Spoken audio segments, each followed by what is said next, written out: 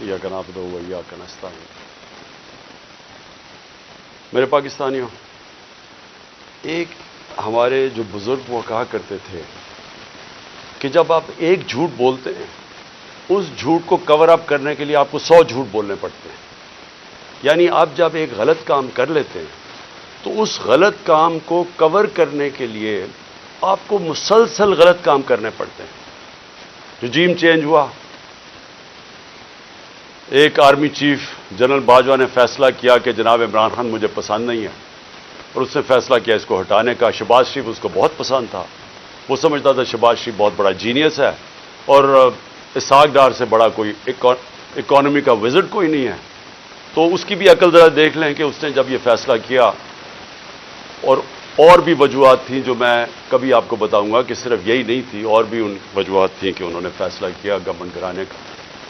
لیکن جب گورنمنٹ گرا دی اور جب پتہ چل گیا کہ پبلک نے ریجیکٹ کر دیا امپورٹڈ حکومت کو، جب واضح ہو گیا کہ پبلک اس امپورٹڈ حکومت کو منظور نہیں کر رہی، ٹویٹر کے اندر سارے ریکارڈز ٹوٹ گئے، امپورٹڈ حکومت نامنظور۔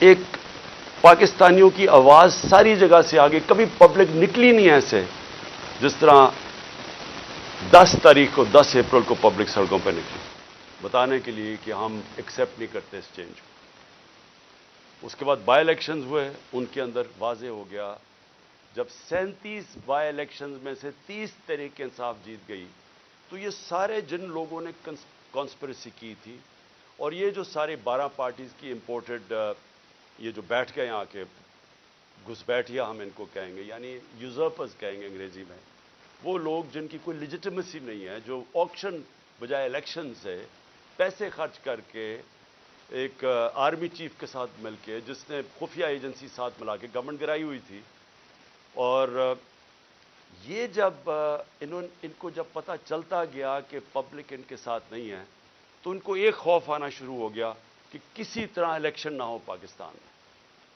اور انہوں نے الیکشن سے بھاگنے کی پوری کوشش کی اور کرتے گئے، ہر چیز کریں بل الیکشن نہ ہو۔ تو اس کے لیے جو انہوں نے قدم اٹھائے، میں ابھی پہلے لیٹسٹ سے شروع کرتا ہوں، لیکن میں بتاؤں گا کہ انہوں نے ظلم کتنے کیے، کیا کیا کیا، وہ میں اس کے اوپر جو آج ہماری ہیومن رائٹس کی رپورٹ آئی ہے، جو انہوں نے ہماری وائلیشنز کی، اس کے اوپر وائٹ پیپر جو ہم نے دیا ہے، اس کے اوپر میں بعد میں آتا ہوں۔ میں صرف آج آپ کو بتاؤں کہ اس جھوٹ کو، اس غلط کام کو کور کرنے کے لیے یہ ملک کتنی بڑی قیمت ادا کر رہا ہے۔ آج ہنگامی شہباز شریف ایک میٹنگ کرتا ہے کیبنٹ کی، اور اس کے بعد جب لوگ تراویحاں میں مصروف ہوتے ہیں تو ایک فیصلہ آتا ہے جلدی جلدی سے پارلیمنٹ سے، اور پارلیمنٹ کیا ہے جس کے اندر اپوزیشن لیڈر نون لیگ کا ٹکٹ لینا چاہتا ہے، اس کو اپوزیشن لیڈر بنایا ہوا ایک لوٹے کو، وہ بیٹھ کے جلدی سے فیصلہ کر لیتے ہیں کہ جی چیف جسٹس کے اوپر سو موٹو ایکشن کے اوپر جو بھی انہوں نے فیصلہ کیا۔ دیکھیں، میں تو سب سے پہلے کہتا ہوں کہ پاکستان میں جوڈیشل ریفارمز کی ضرورت ہے، اور جو ہم اب پاکستان دیکھنا چاہتے ہیں، جو انشاءاللہ جو اس دلدل میں سے ہم نکلیں گے تو اس میں گورننس ریفارمز بھی ہوں گے اور جوڈیشل ریفارمز بھی ہوں گے، کیونکہ ہمیں جب تک کانٹریکٹ انفورسمنٹ اور جب تک ہم اس ملک کے اندر جلدی سے اپنے جسٹس ڈیلیڈ نہ ہو، انصاف کے جتنی جلدی ہم اس ملک میں انصاف دے سکیں لوگوں کو، ہمارا ملک اتنی تیزی سے خوشحالی کی طرف جائے گا، وہ تو ہم سب متفق ہیں۔ لیکن میں ان کی نیت کے اوپر شک کر رہا ہوں، اور مجھے ہمیشہ شک رہا ہے، کیونکہ یہ لوگ کبھی بھی عدلیہ کو آزاد اور مضبوط نہیں دیکھنا چاہتے تھے۔ جس شہباز شریف نے آج یہ جلدی جلدی میں فیصلہ کیا، اور یہ صرف اور صرف عدلیہ کے اوپر، سپریم کورٹ کے اوپر پریشر ڈالنے کے لیے کیا ہے، اور وہ کیوں کیا ہے کہ الیکشن نہیں چاہتے، تو ساری چیزیں وہیں سے شروع ہو رہی ہیں کہ یہ سارے ڈرے ہوئے الیکشن سے، اس سے بھاگنے کے لیے پریشر پڑ رہا ہے سپریم کورٹ کے اوپر کہ الیکشن کسی طرح نہ کروائیں۔ تو میں کیوں ان کی نیت کے اوپر شک کرتا ہوں؟ یہ وہ لوگ تھے، یہ شریف خاندان، انہوں نے سب سے پہلے 1990 کے اندر جب پلاٹس کے اوپر ان کو بلایا گیا، نواز شریف نے بڑے زیادہ پلاٹس دے دیے تھے، رشوت دی تھی لوگوں کو، پتہ نہیں پیسے اربوں روپے کے بنائے تھے، میں 1990 کی بات کر رہا ہوں۔ تو ایک جج نے لاہور ہائی کورٹ نے ان کے اوپر نوٹس لے لیا، تو تب بھی دوسرے ججز کو ساتھ ملا کے رشوت دے کے اس جج کو انہوں نے زیرو کر دیا تھا۔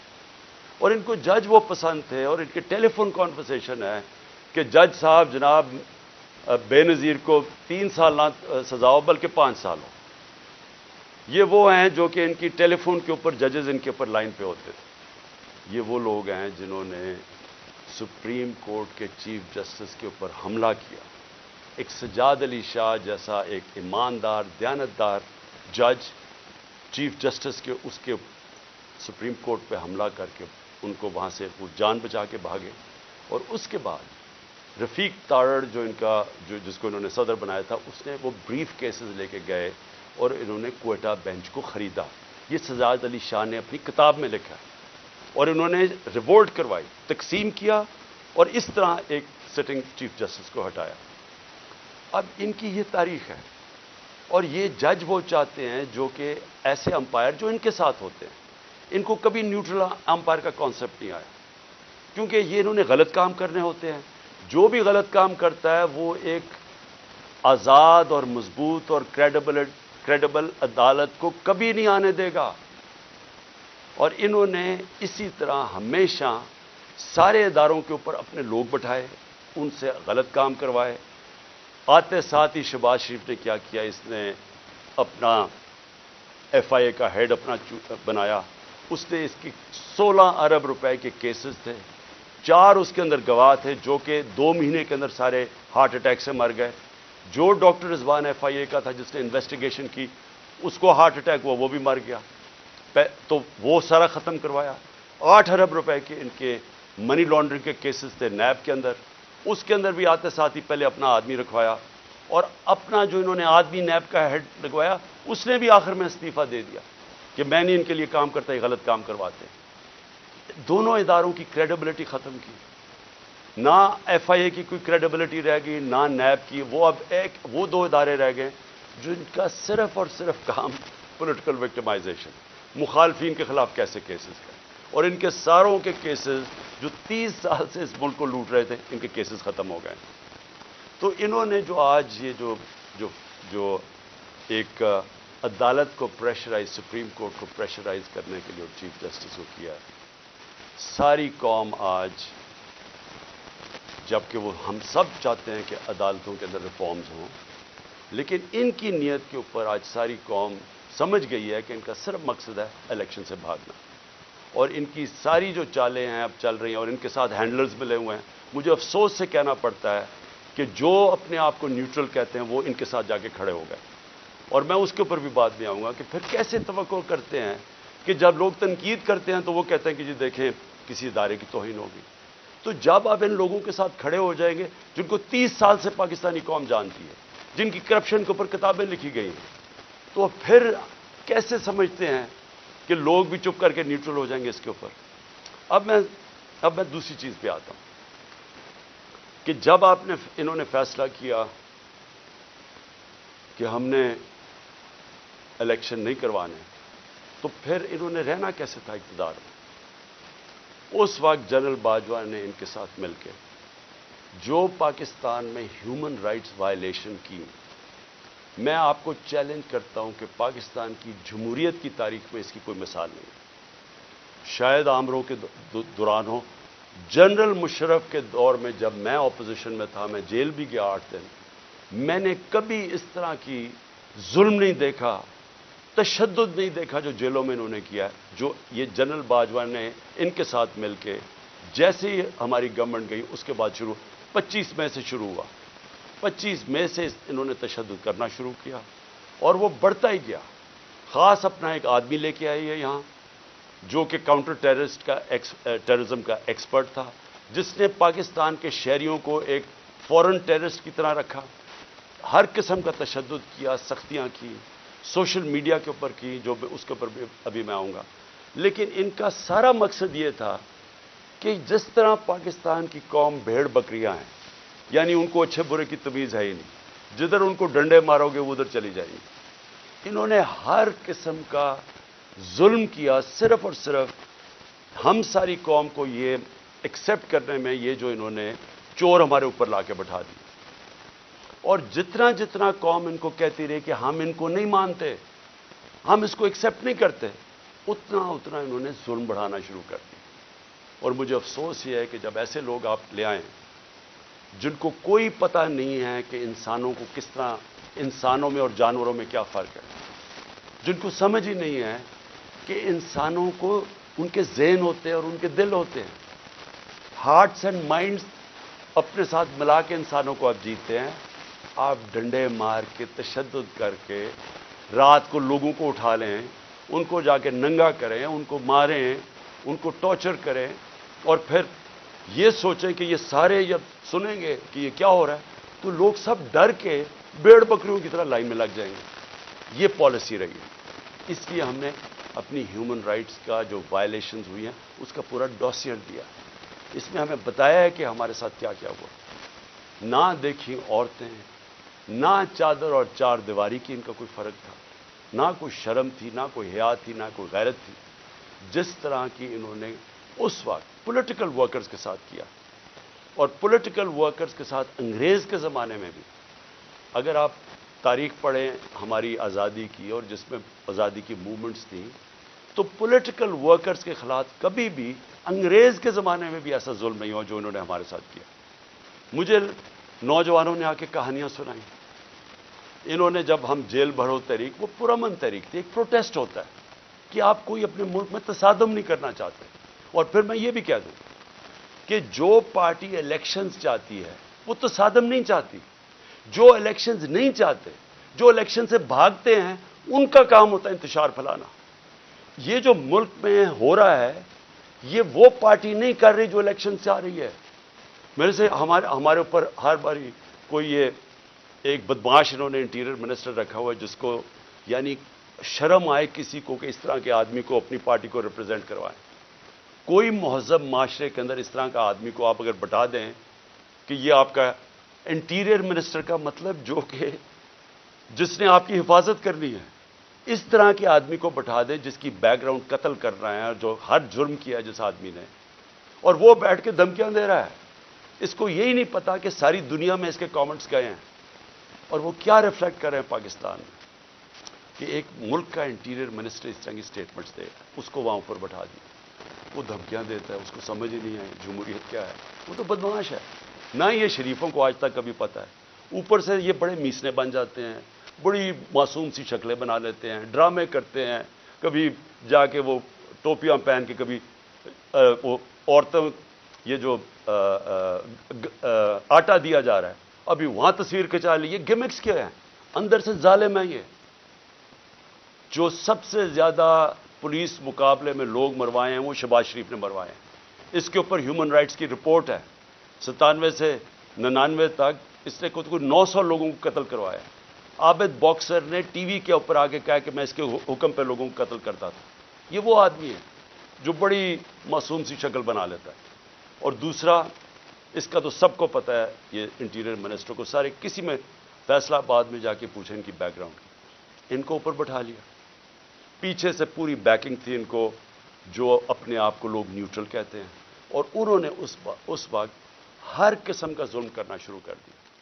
اور جو انہوں نے آدمی رکھا کاؤنٹر ٹیررزم کا، اب ان کو سمجھ ہی نہیں ہے سویلین سے کیسے ڈیل کرتے ہیں، ان کی ٹریننگ ہی نہیں ہے۔ وہ جا کے اوپر رپورٹ دیتے تھے، سر فکر نہ کریں سر، میں ابھی تھوڑے اور ڈنڈے لگاؤں گا یہ ٹھیک ہو جائیں گے، تھوڑا اور مجھے ظلم کرنے دے تو میں لائن مین کو لگا لوں گا۔ جس طرح کوئی یہ انسان ہی نہیں تھے۔ ہمارے سوشل میڈیا کے لڑکوں کو اٹھایا جا رہا ہے، ہر روز کچھ سوشل میڈیا، جو دیکھتا ہے تحریک انصاف کا سوشل میڈیا اس کو اٹھا لیتے ہیں، گھروں میں جاتے ہیں، اغوا کرتے ہیں، کوئی وارنٹ نہیں ہوتا، پکڑتے ہیں ان کو، نامعلوم افراد آتے ہیں پلین کپڑوں میں اٹھا کے لے جاتے ہیں۔ یہ کس دنیا کی جمہوریت میں ایسے ہوتا ہے؟ فرانس کے اندر پبلک سڑکوں پہ نکلی ہوئی ہے پینشنز کے اوپر، پروٹیسٹ کر رہی ہے، اٹیک کر رہی ہے پولیس کو، پیٹرول بم پھینک رہی ہے۔ مجھے فرانس میں بتائیں کہ ایک آدمی کو پولیس نے رات کو جا کے گھروں سے اٹھایا، اگر وہ نہیں ملتے ان کے باپ کو اٹھا لیتے، ان کے بھائیوں کو اٹھا لیتے۔ کبھی سنا ہے کہیں یہ ہوا ہے؟ کسی ملک میں مجھے بتا دیں جدھر جمہوریت ہے، آپ پولیٹیکل ورکرز کو رات کو اٹھا رہے ہوں، ان کے گھروں میں وہ نہیں ملتے، ان کے رشتہ دار اٹھا لیتے ہیں، ان کو اٹھا کے لے جاتے ہیں۔ اور وہاں کیا کرتے ہیں؟ ان سے تشدد کرتے ہیں، ان کے اوپر پوچھتے ہیں کہ جی بتائیں عمران خان نے یہ تمہیں بھڑکا رہا ہے، عمران خان تمہارے سے کروا رہا ہے۔ اتنے بیوقوف ہیں، ان کو پتہ ہی نہیں کہ سوشل میڈیا کام کیسے کرتا ہے۔ کوئی ان کو پہلے کوئی اپنے عقل والے لوگ اپنے پاس بٹھا لیں، خدا کا واسطہ ہے۔ یہ اوپر ڈفر بیٹھے ہوئے ہیں، یہ ثناء اللہ جیسے لوگوں کو کوئی سمجھ نہیں ہے۔ آپ کم از کم یہ سمجھ تو لیں کہ سوشل میڈیا فنکشن کیسے کرتا ہے۔ جس کے پاس موبائل فون ہے اس کی آواز ہے۔ سوشل میڈیا وہ ہے جو عوام ہے، جو عوام کے اندر آواز ہے، جو عوام کا نیریٹو ہے، وہ سوشل میڈیا پہ آ جاتا ہے۔ آپ اس کو 15 20 30 سوشل میڈیا کے لوگوں کو پکڑ لیں گے تو اس سے کچھ رک جائے گی بات، اور نفرتیں بڑھیں گی، آپ کے خلاف اور سوشل میڈیا ہو جائے گا۔ اور یہاں چلے پاکستان میں تو اس کو جنگل کا قانون ہے، کوئی فنڈامنٹل رائٹس ہے ہی نہیں۔ جدھر دیکھیں تو آ کے ہمارے یہاں لوگ اب کیا کر رہے ہیں؟ لوگ، میں ذرا اپنے زمان پاک کی بات کروں، لوگ پروٹیسٹ کر رہے ہیں۔ کس چیز کا پروٹیسٹ کر رہے ہیں؟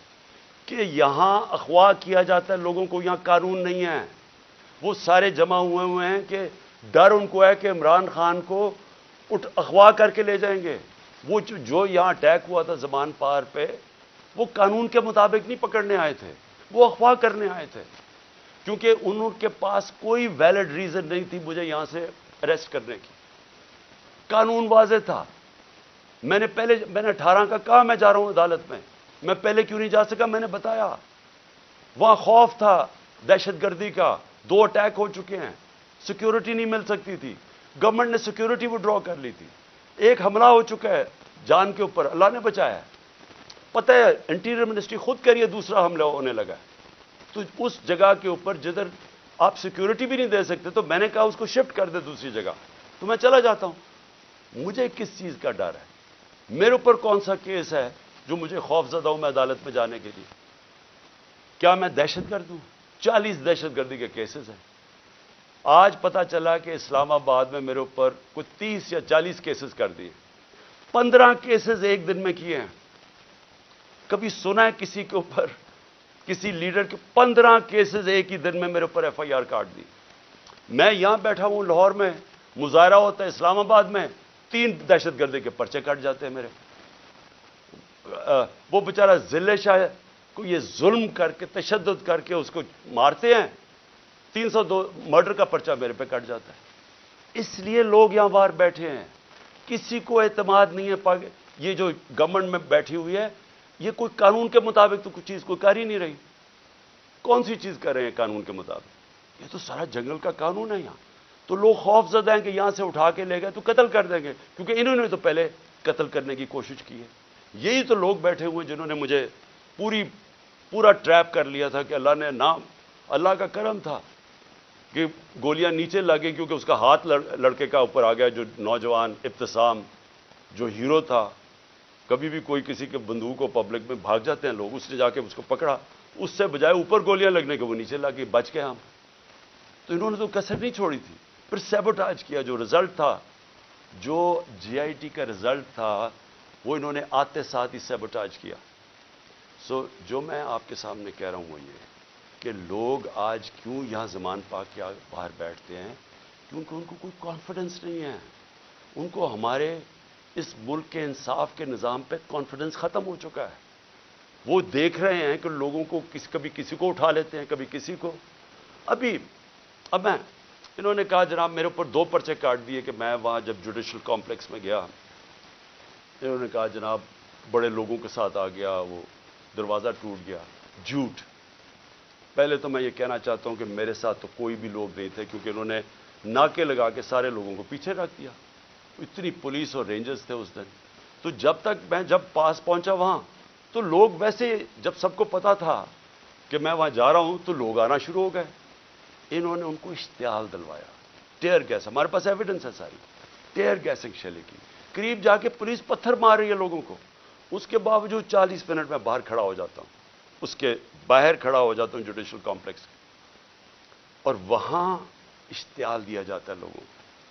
جو پولیس نے حرکتیں کی اور پیچھے نامعلوم افراد سے جو کروا رہے تھے، ان سے پوری کوشش تھی کہ کسی نہ کسی طرح ٹریپ کر کے عمران خان کو وہاں مرواؤ۔ لیکن میرے اوپر دہشت گردی کے پرچے کاٹ گئے. اب میں کل جاتا ہوں، کل میں جاتا ہوں اسلام آباد میں، پھر عدالت میں ہائی کورٹ جاتا ہوں. ہائی کورٹ جدھر میں آگے ہائی کورٹ میں جاتا ہوں خود، کیونکہ وہاں ہم کسی کو نہیں لے کے جاتے. جو لوگ میرے ساتھ تھوڑے بہت آئے تھے وہ وہاں کھڑے ہو جاتے ہیں.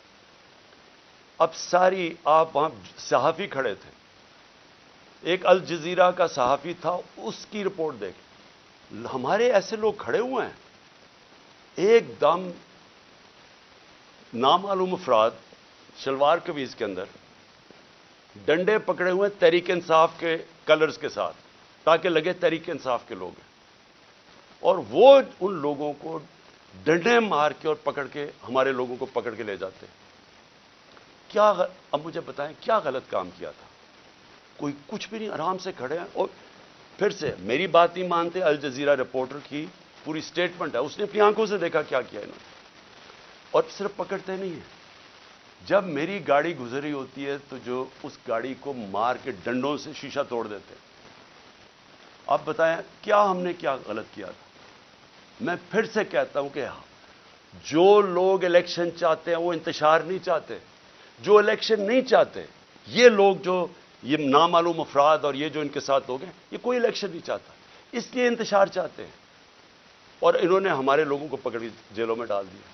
یہاں زمان پاک میں وہ نامعلوم افراد آتے ہیں، کوئی یہاں سے جا رہا ہے کوئی چیزیں لینے کے لیے، وہاں سے پکڑ کے ان کو جیل میں ڈال دیتے ہیں اور وہاں جا کے تشدد کرتے ہیں.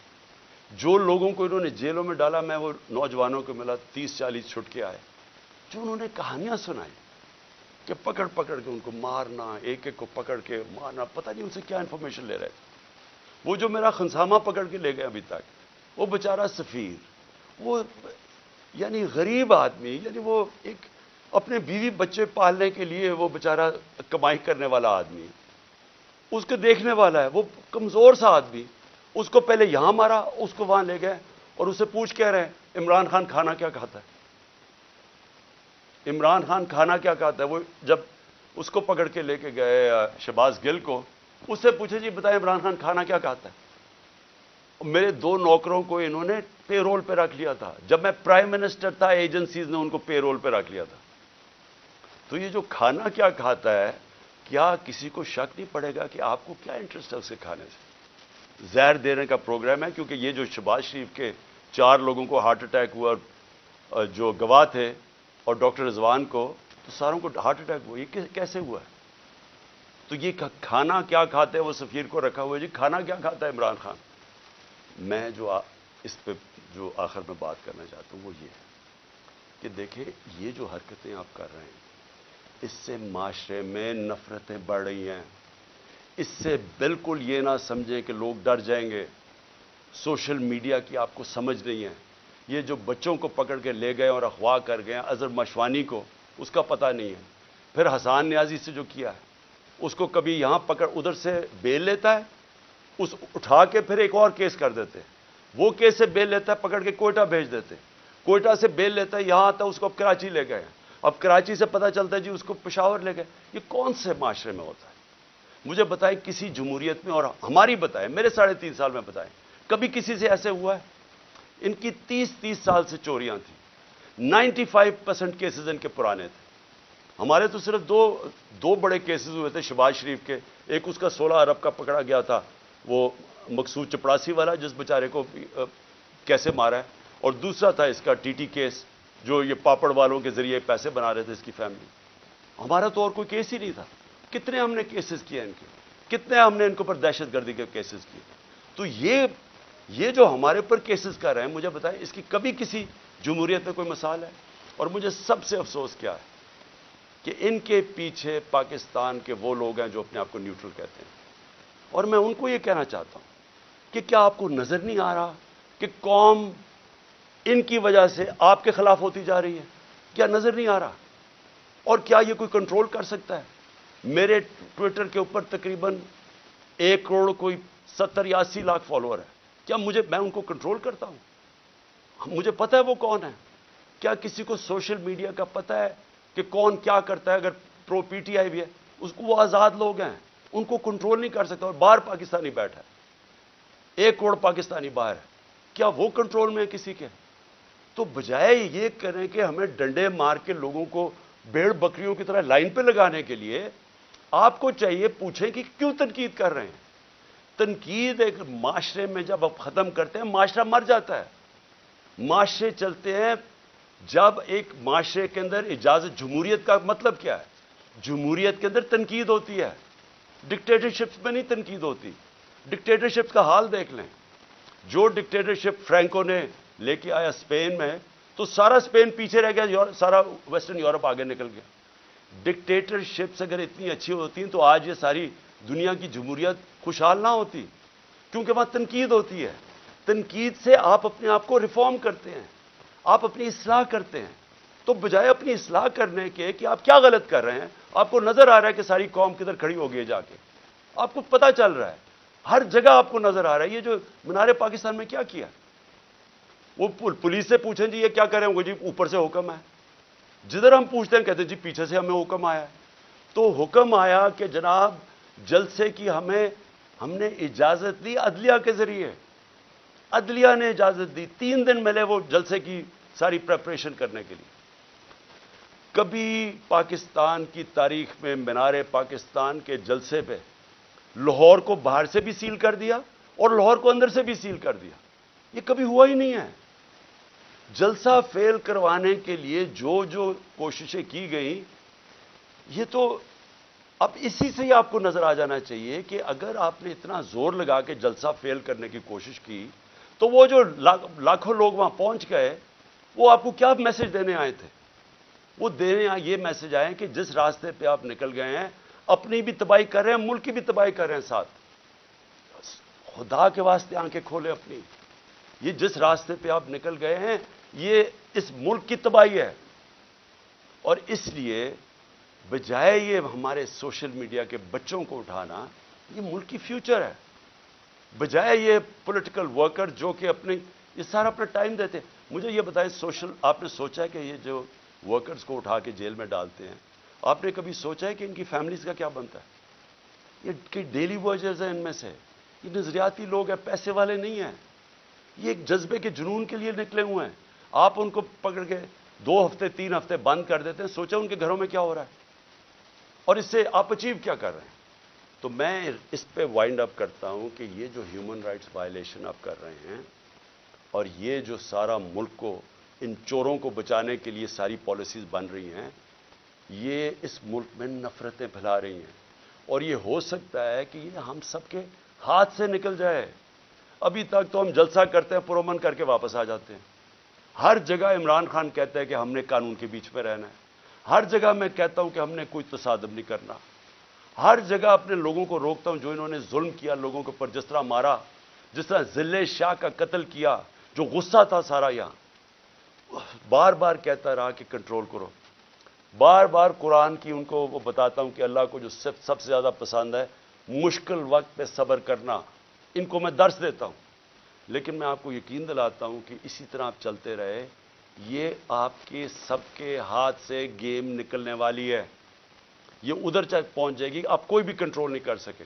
اور اس لیے میں آخری بات پہ آتا ہوں کہ دیکھیں آج پھر ہمیں خبر ہے کہ 30-40 عورتیں زخمی ہوئی ہیں آٹے دینے کے اوپر, اور اب تک 8 عورتیں مر چکی ہیں یا لوگ مر چکے ہیں آٹے کے ڈسٹریبیوشن میں. دیکھیں کوئی کسی کو سمجھ آ رہی ہے کہ ہم لوگوں کے حالات ہیں کیا؟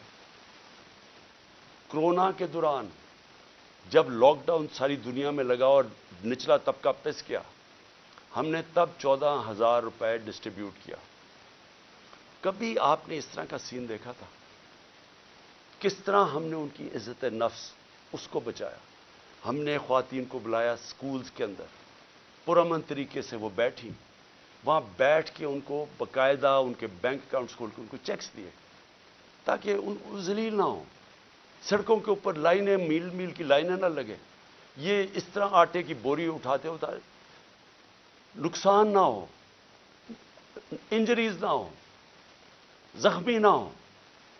ہم نے اس لیے کوشش کی کہ ان کی عزت بھی محفوظ رہے اور ان کو جو ضرورت ہے پیسے کی وہ بھی مل جائے. پہلے تو اس سے نظر آتا ہے کہ ان کو سوائے پبلسٹی کے یہ صرف اور صرف چیپ پبلسٹی کے لیے، اس سے زیادہ ان کو کوئی فکر نہیں ہے معاشرے کی۔ دوسری بات یہ کہ کیا ہم اندازہ لگا رہے ہیں کہ جس طرح کی 11 مہینے میں تباہی مچی ہے اس ملک کے اندر، یعنی جس طرح کی مہنگائی آئی ہے اس ملک میں، پاکستان کی تاریخ میں کبھی ایسی مہنگائی نہیں آئی، اور پھر ساتھ ساتھ بے روزگاری بڑھتی جا رہی ہے، انڈسٹری بند ہوتی جا رہی ہے، جو آگے حالات ہیں وہ مزید اور بگڑتے جا رہے ہیں۔ آگے IMF کا سمجھوتا ہونے نہیں لگا، وہ ہونے اس لیے لگا کہ اگر ان کی کنڈیشنز مانتے ہیں تو ان کو پتا ہے کہ آگے مہنگائی اتنی زیادہ ہے، یہ عوام برداشت نہیں کرے گی۔ کنڈیشنز نہیں مانتے، ملک ڈیفالٹ کی طرف جا رہے ہیں، دونوں طرف پھنس گئے ہیں جا کے۔ اور کیا سب کو یہ سمجھ آ رہی ہے کہ ان کے پاس کوئی جواب نہیں ہے اس کا، ان کے پاس کوئی حل ہی نہیں ہے، کوئی روڈ میپ ہی نہیں ہے؟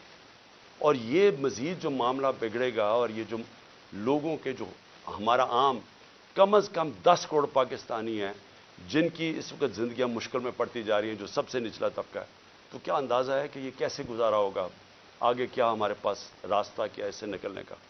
تو میں اس لیے آخر میں اپنی ساری قوم کو کہتا ہوں کہ دیکھیں، ایسا وقت ہے کہ ہم سب کو اپنی آواز بلند کرنی ہے۔ میں کبھی اپنی قوم کو نہیں کہوں گا کہ آپ نے کسی قسم کا تصادم کرنا، لیکن اس وقت آپ نے اپنی آواز بلند کرنی ہے۔ جو ظلم ہو رہا ہے، یہ جو لوگوں کو اٹھا رہے ہیں، اس کے لیے میں اپنے وکلا کو کہتا ہوں کہ اگر وکیلوں کو اٹھا رہے ہیں، ان کو کام نہیں کرنے دے رہے، میرے جو وکیل ہیں ان کے اوپر پریشر ڈالا ہوا ہے، اگر وکیل کام نہیں کر سکتے، اور پھر میڈیا کو میں کہہ رہا ہوں کہ سوشل میڈیا یا میڈیا سے جو کیا ہے، جو انہوں نے ارشد شریف اور ان سب لوگوں سے کیا ہے، اگر میڈیا والے لوگ اپنا کام نہیں کر سکتے، اگر میڈیا ہاؤسز جس طرح بول کو بند کر دیتے، جب ہماری عمران خان کی کوریج نہیں آئی تو کیا فرق پڑتا؟ سوشل میڈیا پہ آ جاتی ہے۔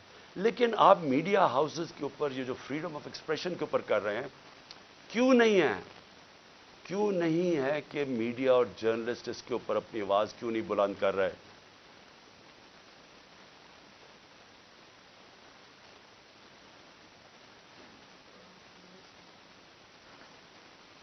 اور کیوں نہیں کہ یہاں ٹاپ صحافی جو سمجھتے ہیں کہ اس ملک کی جمہوریت خطرے میں، کیونکہ اگر آزادی رائے ختم ہوگی، جمہوریت گئی، تو وہ کیوں نہیں آواز بلند کر رہے؟ اور میں وکلا کو آخر میں کہتا ہوں کہ کل ایک بہت تکڑی سپریم کورٹ بار کے اندر لائرز کنونشن ہے، اس کے اندر وکلا کو کہہ رہا ہوں کہ پوری طرح اس میں شرکت کریں، کیونکہ یہ جو اب جو تقسیم کرنے جا رہے ہیں سپریم کورٹ کو، اس کے لیے پاکستان کے وکلا کو اس وقت سٹینڈ لینا چاہیے، کیونکہ آپ کا کام رول آف لا ہے۔ رول آف لا کو امپلیمنٹ کرنا پاکستان کی لیگل کمیونٹی کا کام ہے۔ تو کبھی بھی ہمارا رول آف لا یا ہمارا جو انصاف کا نظام ہے، یہ کبھی بھی اتنا زیادہ خطرے میں نہیں جو آج ہے۔ تو میں سب وکلا کو بھی چاہتا ہوں کہ آپ متحد ہوں، اور یہ جو اگر بیرسٹر حسان سے کر سکتے ہیں، کسی سے بھی کر سکتے ہیں، اور اگر سوشل میڈیا کے لڑکوں کو اس طرح اٹھا رہے ہیں، وارنٹ کے بغیر نامعلوم لوگ آتے ہیں اٹھا کے لے جاتے ہیں، تو کدھر گئی پاکستان کی وکلا جرنلسٹ کمیونٹی؟ اور ہیومن رائٹس کو کیوں نہیں ہم جو ہیومن رائٹس کے آج تک آواز بلند کرتے ہیں، کیوں نہیں ان کو یہ نظر آ رہا؟ اور جب تک کہ ہم اس سب ظلم کے خلاف اپنی آواز بلند نہیں کریں گے، یہ بڑھتے جائیں گے۔ اور میں آخر میں پھر اپنے نیوٹرلز کو کہنا چاہتا ہوں کہ ابھی بھی کورس کریکشن کرنے کا ضرورت ہے، ابھی بھی راستہ درست کر لیں، کیونکہ یہ جو راستہ آپ نے پکڑا ہوا نا کہ خوف پھیلانے کا اور ڈرانے کا، دھمکانے کا، یہ بیک فائر کر رہا ہے۔ اس سے کوئی نہیں ڈر رہا، بلکہ لوگوں کے اندر نفرتیں بڑھ رہی ہیں، اور یہ حل نہیں ہے۔ حل صرف ایک ہی ہے، صاف اور شفاف الیکشن۔ شکریہ۔